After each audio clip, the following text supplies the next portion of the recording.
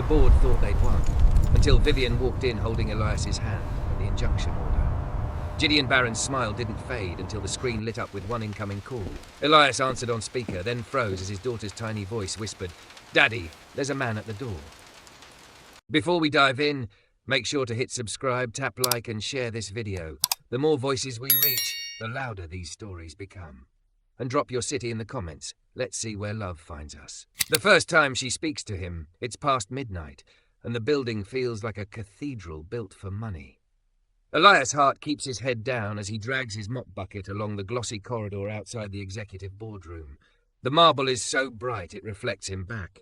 Broad shoulders in a faded navy janitor's polo, a key ring clinking at his hip, wrists taped from the day's work. He's learned to move quietly in places like this. Quiet gets you ignored. Ignored keeps you employed. Inside the boardroom, a voice cracks through the glass like ice breaking under a heel. "Tell them I'm not signing that." Another voice answers, smoother, older. "Mrs. Cross, Vivienne, please, if you don't play this correctly, you will lose the chair. You will lose the company. You will."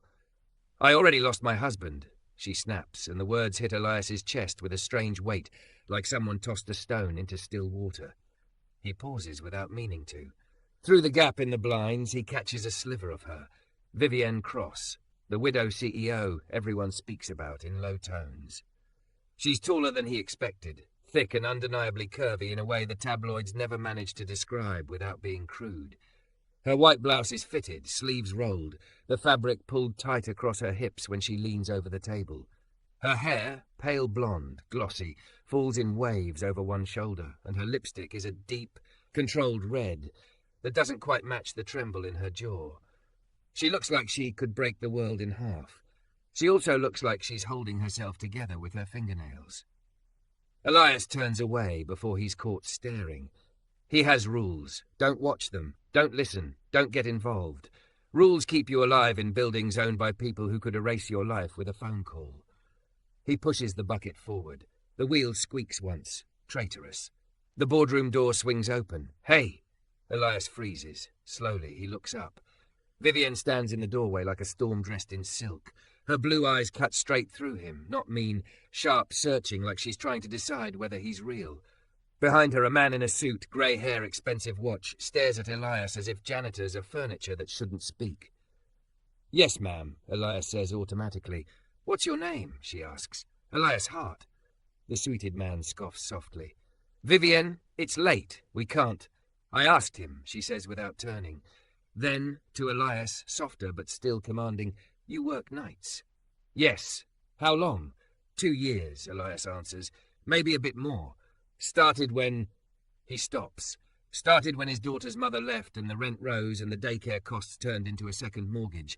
Started when his life stopped being a straight line and became a series of corners he kept taking because there was no other road. Vivienne's gaze flickers. Just once, to the faint smear of cleaning solution on his knuckles, to the frayed edge of his badge, to the calluses that never fully disappear. "You have a child," she says. It's not a question. Elias's throat tightens. "Yes, ma'am." "How old?" He hesitates. In this building, personal details feel like loose threads. Loose threads get pulled. But something about her face, about the hollowed look behind the red lipstick, makes honesty spill out before he can stop it. 6, Layla. The suited man's mouth tightens like he's tasting something bitter. "Vivienne, this is inappropriate." Vivienne ignores him. "Is she awake?" Elias's phone buzzes in his pocket like an answer. He doesn't touch it, but his heartbeat changes pace. "She might be," he admits. "My neighbour watches her. Sometimes she wakes up if she hears sirens." Vivienne's eyes soften at the edges, like she's remembering what it means to care about something small and fragile. Then her face shutters again, business returning like armour. "Come inside," she says. Elias doesn't move. "Ma'am, I'm not supposed to." "That's not a request, Mr. Hart," she says, and the air shifts. Not because she's louder, but because she's used to the world obeying. He follows her into the boardroom, careful not to drip on the carpet. The table is long enough to land a plane on, surrounded by empty leather chairs that look like they've never held anything human. Vivienne walks to the head of the table. The suited man stays near the window, jaw working. Elias stands where she leaves him, by the door, like a kid called to the principal's office. "Do you know who I am?" Vivienne asks. Yes, ma'am. Say it. Elias swallows. You're Mrs. Cross, CEO of Ashford Holdings. Her nostrils flare slightly at the old last name, the one that came with her husband now buried beneath polished stone. She leans on the table, palms flat, shoulders rising with a breath she tries to keep hidden. My husband died 8 months ago, she says. And because he died, men who smiled at me at our wedding now think they can take what we built. They've been circling like vultures, Elias finishes without thinking.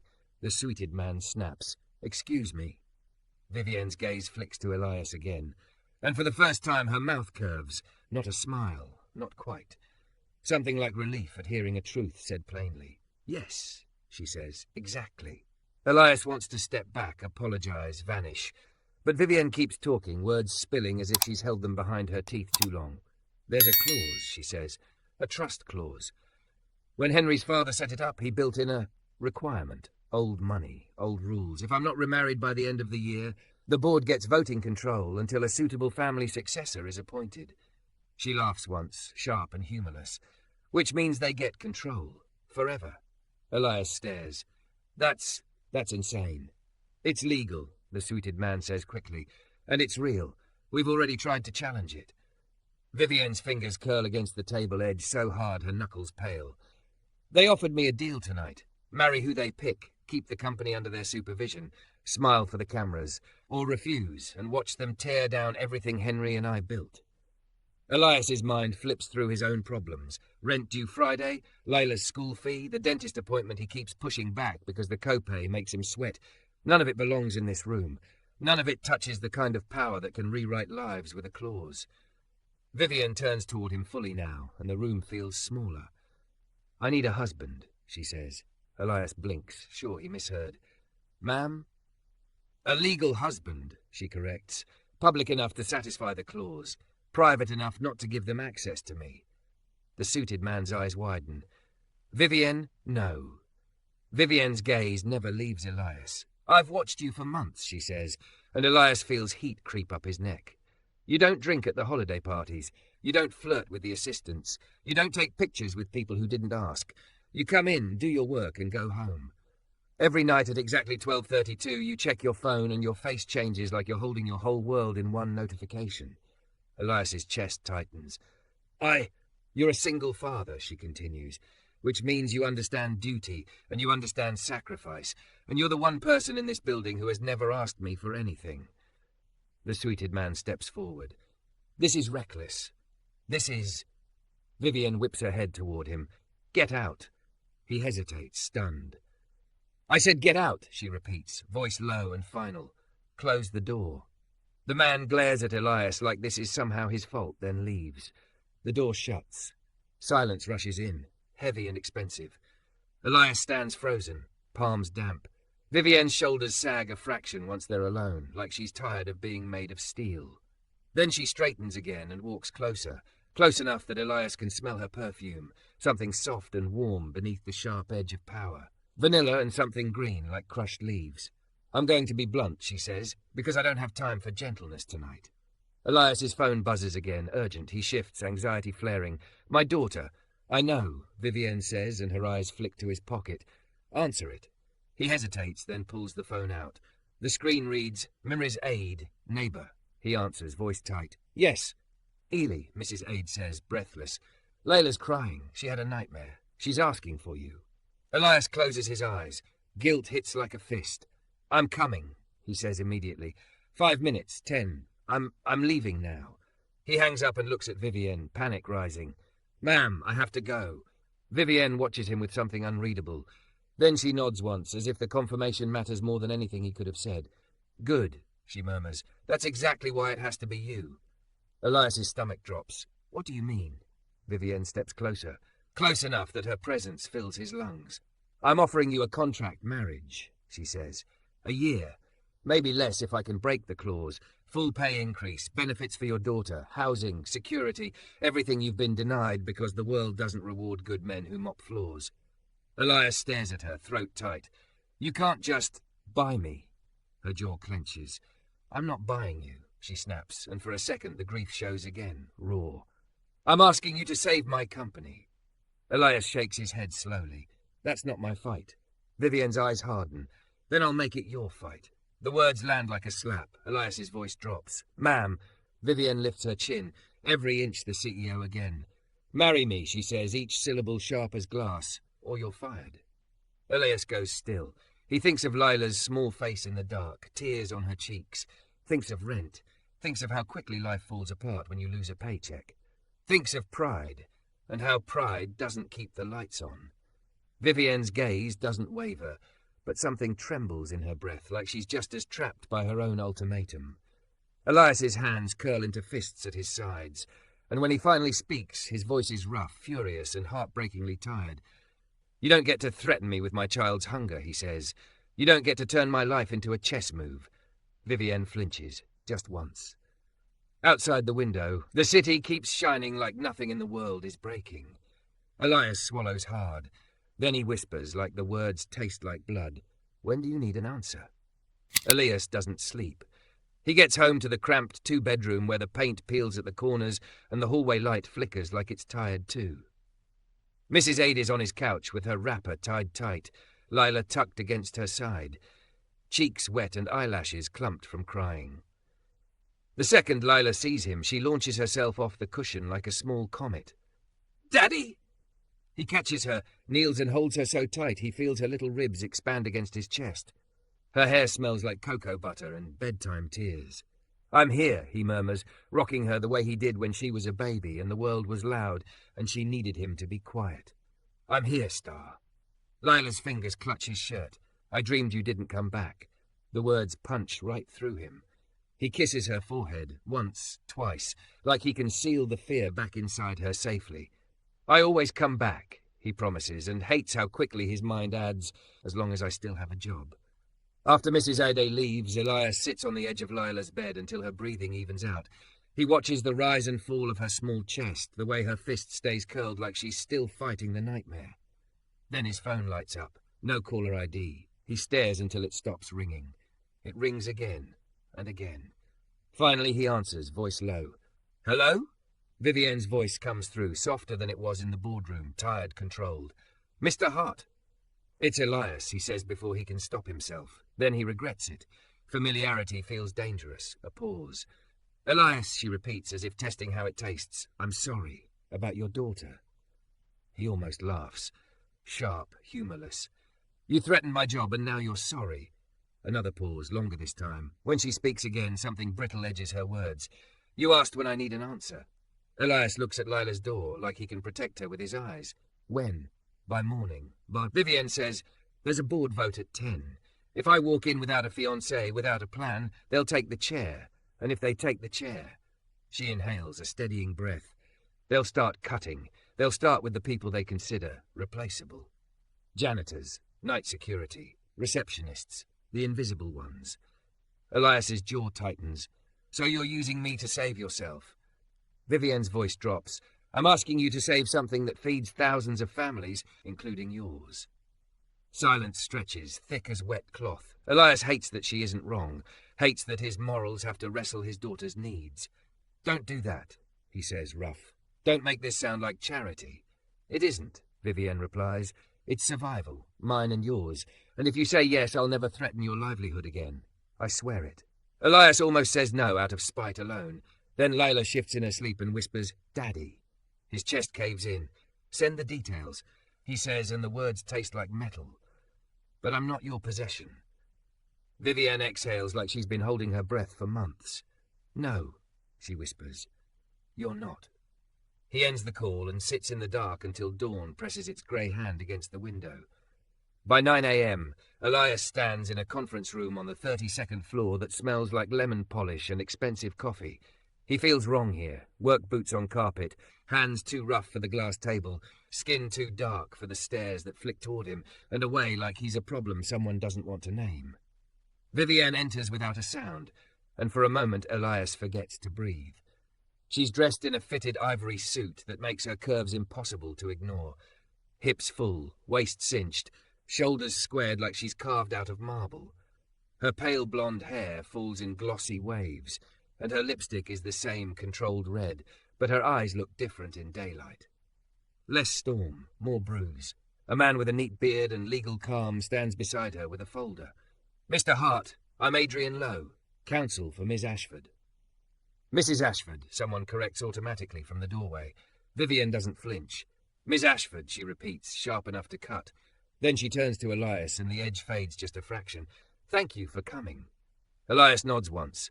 He keeps his face still because if he lets anger show, it might turn into something else. Fear, shame, desperation. Things he refuses to hand her. Adrian slides the folder across. "This outlines the arrangement. A civil marriage, minimum term 12 months. Separate bedrooms unless you both choose otherwise. Financial compensation, child support coverage, healthcare, education stipend. Non-disclosure. Mutual respect clause." Elias's eyebrows lift. Mutual respect clause? Vivienne's mouth twitches like a smile tried and failed. "It means I don't get to talk to you like last night." He flips pages, eyes skimming words that don't feel real. Numbers that could change everything. Rent paid, bills paid, Lila's school secured. A new apartment with 2 bedrooms and a working stove. A doctor visit without bargaining with himself. It's all there. And so is the trap. "You fire me if I break the contract?" he asks. Adrian answers, "There are penalties, yes." Elias looks at Vivienne. "And what happens if you decide you're done with me once you've won your vote?" Her gaze holds his. "Then I pay you out exactly as stated. I don't get to ruin you because I'm angry." She swallows and her voice drops. "I know what it is to be ruined." The room shifts. For the first time, Elias sees the shape of her grief. Not as a headline, not as a rumour, but as something that sits inside her ribs and presses. He taps the paper with a calloused finger. "What about Layla? I'm not letting cameras near my child." Vivienne's eyes soften. "No cameras." She agrees immediately. "No interviews. No staged photos. If anyone asks, she's off limits. I'll put it in writing." Adrian nods and makes a note. Elias studies Vivienne's face, looking for the trick. But her expression holds a strange sincerity, like she's clinging to this one clean line she won't cross.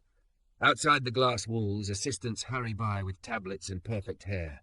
Inside, Elias feels his life being rewritten in ink he didn't choose. He signs anyway. His hand shakes just once, and he hates himself for it. Vivienne takes the pen next, fingers steady, nails glossy. When she signs, she doesn't hesitate. Like she's been walking toward this cliff for weeks and finally decided to jump. At 10 o'clock they walk into the boardroom together. It is not romantic, it is not sweet, it is war dressed up as corporate governance. The board members turn like a flock sensing blood. Men in tailored suits, women with tight smiles. Eyes that measure Elias in seconds and decide what he is worth. Vivienne steps to the head of the table. Elias stays at her side like a shadow he didn't ask to cast. "Good morning," she says, calm as ice. "Before we begin, I have an announcement." A grey-haired man with a signet ring leans back. "Let me guess, another delay." Vivienne's hand lifts, and for a heartbeat, Elias thinks she might tremble. She doesn't. "I'm engaged," she says. The room goes silent, not because they're happy, but because they're recalculating. Whispers start immediately, sharp, hungry. "To who?" Vivienne turns slightly, and for the first time she places her hand on Elias's forearm, not gripping, not claiming. Just there. "This is Elias Hart," she says, "my fiancé." Elias feels every eye hit him like heat. The man with the ring blinks slowly. "Your janitor?" Elias's stomach knots, and Vivienne's fingers press once like a warning. "My future husband," she corrects, voice smooth and deadly. "And the only person in this room who has never tried to profit from my grief." That lands like a slap. One woman laughs too loudly. "Vivienne, you can't be serious." "I am," Vivienne says. "And if anyone has concerns about the trust clause, my counsel has already filed the necessary documents reflecting my compliance." Adrian stands and distributes copies with practiced calm. The board scans pages. Faces tighten. Calculations shift. Elias's phone buzzes in his pocket. Once, twice, 3 times. His heart stalls. Only one person calls like that. He tries to ignore it. He can't. Not when Lila is his entire world. He leans toward Vivienne, voice barely a breath. "I need to check." Vivienne's eyes flick to his pocket and back to his face. Something changes in her expression. An understanding that is immediate and human. "Go," she whispers without moving her lips. Elias slips out, palms sweating, and answers the call as soon as the door clicks shut. "Daddy!" Lila's voice is small and shaky. They said you're getting married." Elias freezes so hard the hallway tilts. "What?" he breathes. "Who said that, baby?" "The TV," she whispers. "Mrs. A turned it on and they were talking about you. They showed your name. They said you're marrying a rich lady." Elias's blood runs cold, because he didn't know the announcement would leak that fast, because the only way that happens is if someone inside the building wanted it to.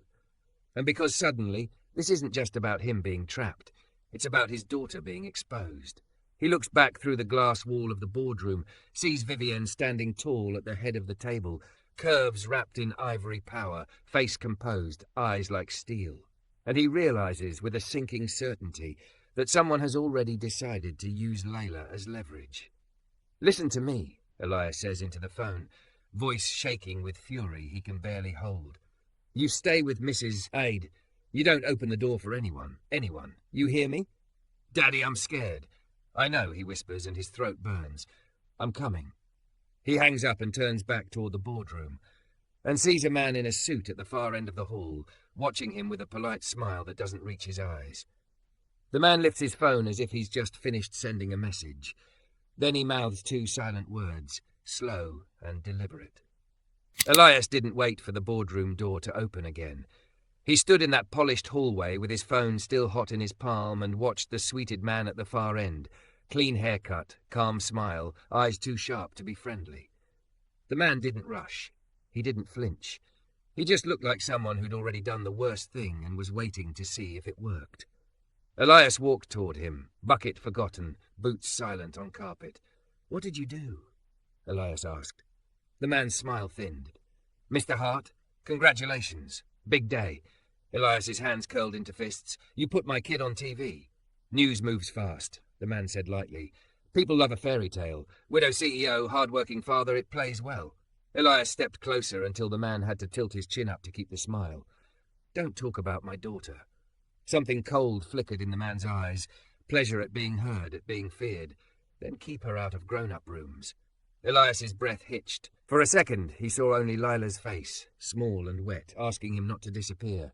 He wanted to swing, wanted to break something. But he'd been poor long enough to know violence only ever made the poor pay twice. He turned and shoved open the boardroom door. Inside, Vivienne stood at the head of the table, ivory suit perfect, lipstick sharp, the thick curve of her hip set like punctuation. She was listening to a board member speak, calmly, politely, about public perception and risk exposure, as if Elias's child was a quarterly report. Elias didn't care. Vivienne's eyes snapped to him, and whatever she saw on his face made her go still.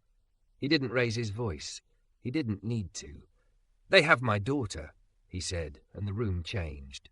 Not because someone had snatched Layla off the street, but because everyone understood leverage when they heard it. Vivienne's hand tightened around the table edge. She glanced toward Adrian, her counsel, and Adrian's spine straightened like a man who already knew the law could be a weapon. The grey-haired man with the signet ring, Gideon Barron, the one who'd called Elias your janitor with disdain, spread his hands in faux concern. "No one has anyone, Vivienne. Let's not be dramatic." Elias's gaze locked on him.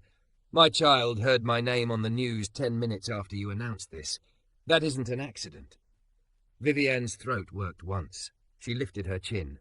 "Recess," she said, cutting through the murmurs. "Now," Gideon frowned.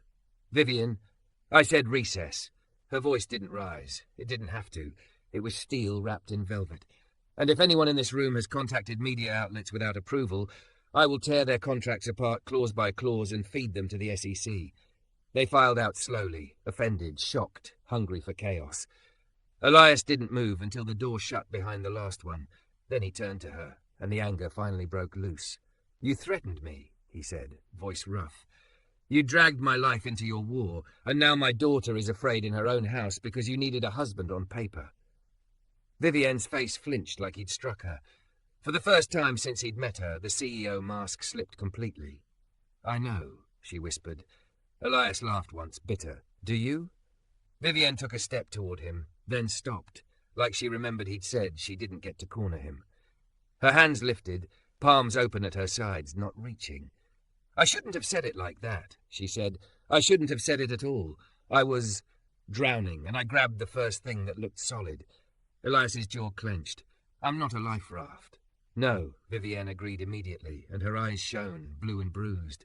You're a father, and that's why I'm terrified right now. Adrian cleared his throat gently, already moving. Mr. Hart, where is your daughter? With my neighbour. But there's media outside my building now, Elias snapped. She called me. She turned on the TV and heard strangers talking about her father like he's a storyline. Vivienne shut her eyes for half a second. When she opened them again, she wasn't shaking. We're going, she said. Elias stared. We? Vivienne picked up her phone. Yes, we.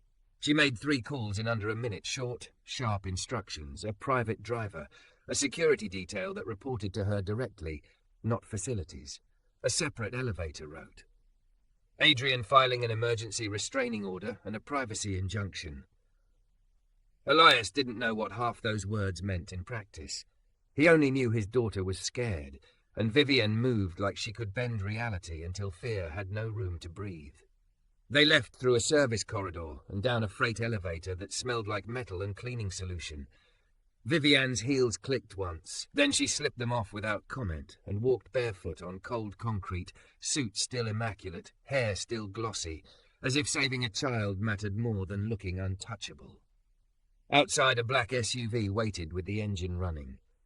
As they pulled away, Elias saw the first camera flash, white light like lightning. A reporter jogged after them, shouting. Vivienne didn't even glance out the window. She stared straight ahead, jaw set, hands folded in her lap with unnatural calm. Elias couldn't stop looking at her. You're not scared, he said quietly. Vivienne's throat bobbed. I'm terrified. I'm just practiced at hiding it. The SUV stopped 2 blocks from Elias's apartment because the street was already clogged. People pointing phones, a news van parked crooked, neighbours leaning out windows. Elias's stomach dropped. Vivienne leaned forward. Stay behind me. Elias bristled. I'm not. I know, she cut in, then softened. But I can take their eyes. Let me. They moved through the crowd fast, security making a path. Cameras rose like a swarm. Someone shouted, Elias, did she buy you? Another voice called, Vivienne, is this real love or a stunt? Elias kept his head down and his mind on one thing, Layla's door. Mrs. Ade opened it before Elias could knock a second time, face tight with worry. Ellie, thank God. Layla stood behind her in pink pajamas, clutching her stuffed rabbit like it was armor. Her eyes were huge, wet, and when she saw Elias, she ran into him so hard he almost fell. He dropped to his knees and wrapped her up, pressing his cheek to her hair. I'm here, he breathed. I'm here, Star. Layla's voice shook. They were talking about you like you weren't you. Elias swallowed hard. I know. Over Layla's head, his gaze lifted and met Vivienne's. The CEO stood in the doorway, filling it in her ivory suit, thick curves and polished grief and all. She looked completely out of place in this small apartment with its chipped paint and cramped furniture, but her eyes weren't judging. They were wrecked. Layla pulled back slightly and stared at Vivienne with wary curiosity. Are you the lady from the TV? Vivienne's breath caught. She knelt slowly, careful, lowering herself to Layla's height like she understood power could be terrifying up close. Her voice, when she spoke, was different. No command in it, no edge. Yes, she said. I'm Vivienne. Layla's grip tightened on the rabbit. Are you going to take my daddy away? Elias's heart stopped. Vivienne looked at Elias like she was asking permission to answer. When he didn't stop her, she turned back to Layla, eyes shining. No, Vivienne said, and the certainty in her voice was the most honest thing Elias had heard all day. I'm not taking him away. I'm trying to keep him safe, and I did a bad job of that this morning. Layla blinked. Grown-ups do bad jobs? Vivienne's mouth trembled into something like a sad smile. Sometimes, but we can fix them if we tell the truth. Layla glanced at Elias like she trusted his face more than any adult's words. Elias nodded once. Vivienne exhaled shakily. Your daddy loves you, she said softly. I can see it, and I'm sorry I let anyone put you in the middle. Layla's shoulders eased a fraction, the way a child relaxes when a monster turns out to have a name. Elias stood, still holding his daughter's hand. He faced Vivienne fully now, the anger still there, but something else behind it, confusion at the way she'd walked into his world barefoot and unprotected to protect his child. We need to end this, he said. Right now, I'll find another job. Vivienne flinched. No. Elias frowned. No? Vivienne straightened, grief sharpening into resolve. Not because I need you to keep the chair, she said. Not because I'm entitled to your life, but because they won't stop if we run. They'll chase, they'll escalate, and I won't let them use your daughter again.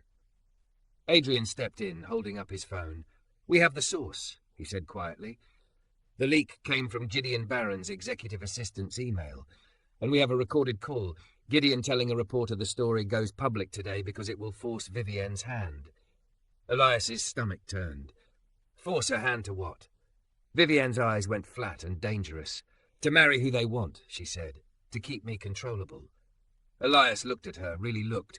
Not just the rich widow in an ivory suit, a woman trapped by old rules written by dead men, bleeding behind red lipstick. You still shouldn't have threatened me, he said, voice low. Vivienne's chin dipped. You're right, she swallowed. So here's the truth. You don't have to marry me. Not like that. Not under a threat. Elias's breath caught. Vivienne reached into her purse and pulled out a small velvet box. It wasn't flashy. It wasn't a diamond meant for cameras. It was simple, almost painfully so. I already filed the papers to reinstate you and triple your pay regardless of what you decide, she said. Housing is approved. Lila's school is covered. No contract marriage required. This is me trying to undo the harm I did. Elias stared at the box like it was a grenade. Then why are you holding that? Vivienne's eyes filled, but she didn't let the tears fall. Because the clause still exists, she whispered, and the fastest way to protect the company and protect you from being collateral is to satisfy it. Elias's throat tightened. So it's still a deal. Vivienne shook her head once, fierce. No, not a deal. Her voice cracked. A choice. Yours. The room went silent, except for Lila's small sniff. Vivienne lowered herself again, open palms, the velvet box resting in her hands like an offering instead of a demand. Elias, she said, voice breaking on his name, I'm sorry I tried to buy your obedience. I'm sorry I used fear. I was wrong. She breathed in, shaky, then steadied. If you say no, I will walk back into that boardroom and fight them without you. I will lose the chair before I take food from your child again. But if you say yes, I will spend every day proving I can be the kind of woman who never has to threaten a good man to stay standing. Elias's eyes burned. He looked down at Lila. Lila looked up at him, thumb in her mouth, and whispered, Daddy, is she nice?